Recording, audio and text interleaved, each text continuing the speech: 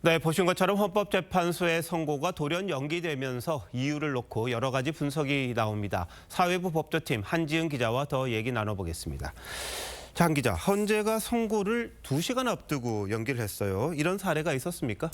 네, 2시간 전에 연기한 사례는 없습니다. 다만 선고를 앞두고 변론을 재개한 사례가 있긴 한데요. 2016년 서울시와 대통령 간 지방세법에 대한 권한쟁의 심판 사건에선 있었던 일입니다. 네, 그런데 그동안 이 헌법재판소가 지금 8인 체제잖아요. 한 명을 더 보강해서 9인 체제를 완성하려고 좀 서두른다, 이런 지적이 있었는데 그게 사실입니까? 네, 맞습니다. 달력을 보면서 설명을 좀 드리겠습니다.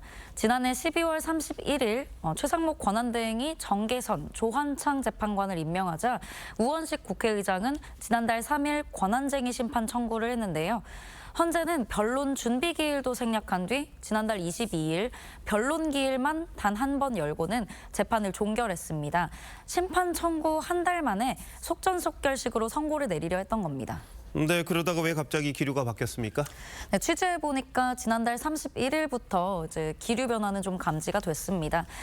최대행 측이 앞서 마은혁 후보자에 대해서 여야 합의가 확인되지 않았다, 이런 주장을 했는데요. 그러자 헌재는 지난달 31일 평일을 열었습니다. 당시 최대행 측이 신청한 증인은 채택하지 않더라도 최소한 주장에 대해서는 확인해야 되는 거 아니냐, 이런 의견이 나온 걸로 알려졌습니다. 헌재는 최대행 측에 의견서를 내달라고 했지만 최대행 측은 설 연휴 때문에 바로 의견서를 내기는 어렵다면서 변론 재개 신청서를 냈습니다. 결국 오늘 헌재 평의에서 변론 재개 신청이 타당하다, 이런 의견이 나온 걸로 보입니다. 여기에는 한덕수 총리 탄핵 심판 등 국가적으로 더 시급한 사안보다 9인 체제 헌재 완성에 더 속도를 낸다는 헌재에 대한 비판 여론도 작용한 걸로 분석됩니다. 네, 일부에서는 권한쟁의가 청구되는 절차, 우원식 국회의장이 국회를 다 대표할 수 있느냐, 이런 지적인데요. 그것도 연기 사유가 됐다, 이런 지적도 있던데 어떻습니까? 네, 헌재는 일단 함구하고 있습니다. 다만 이제 사유 중 하나 아니겠냐, 이런 추측들이 나오는데요. 최대행 측은 우원식 의장이 국회를 대표해서 권한쟁의를 청구하려면 국회 본회의 의결을 거쳐야 한다, 이런 주장을 해왔습니다. 헌재는 오늘 재판관들 논의를 통해서 국회 측에 오는 6일까지 관련 의견서를 내달라고 했습니다.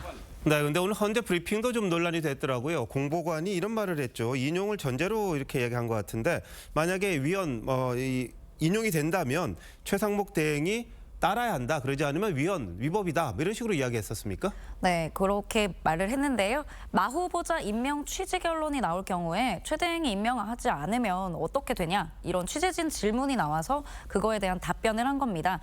천 공보관은 만약 결정 취지를 따르지 않으면 헌법과 법률을 위반하는 것이라고 말했습니다.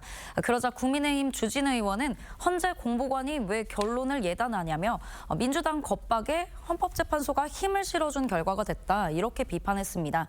이에 대해 천 공보관은 예단한 게 아니라 헌재의 공식 입장을 전한 거다, 이렇게 말했습니다. 네, 알겠습니다. 헌재가 계속해서 논란이군요. 한 기자, 잘 들었습니다.